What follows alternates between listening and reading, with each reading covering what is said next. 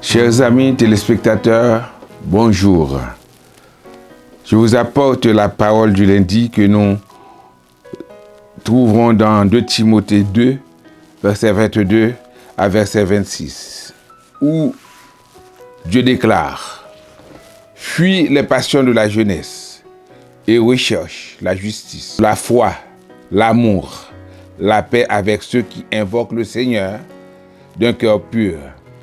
Repousse les discussions folles et inutiles, sachant qu'elles font naître des querelles. Or, il ne faut pas qu'un serviteur du Seigneur ait des querelles. Il doit au contraire être affable pour tous, propre à enseigner, doué de patience. Il doit redresser avec douceur les adversaires, dans l'espérance que Dieu leur donnera la repentance pour arriver à la connaissance de la vérité, et que, revenus à leur bon sens, ils se dégageront des pièges du diable qui s'est emparé d'eux pour les soumettre à sa volonté. Nous sommes serviteurs de Dieu. Nous devons fuir certaines choses.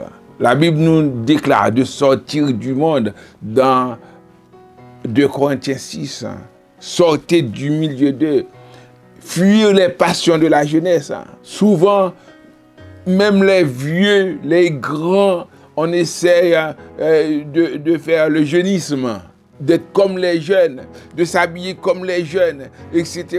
Mais là maintenant, c'est faire les passions de la jeunesse. Il faut plutôt nous efforcer à vivre, à mener une vie de justice, être des artisans de paix, des gens qui marchaient et qui marchent ou bien qui vivent dans l'amour.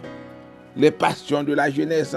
Il faut éviter les désirs sexuels illicites, fornication, etc., qui ne sont pas conformes à la parole de Dieu. Nous devons plutôt être de bons serviteurs. Nous devons avoir les caractéristiques du serviteur modèle, du serviteur fidèle, qui ne cherche pas les querelles, des artisans de paix, qui nous devons être capables à transmettre la parole de Dieu. Comme des docteurs, on enseigne la parole avec courage, avec patience. Nous devons être capables d'encourager les autres, de les réconforter, de les exhorter dans l'amour, dans l'espoir qu'ils puissent changer de conduite pour arriver à la connaissance de la vérité, pour connaître Dieu, Jésus, qui est le chemin, la vérité et la vie.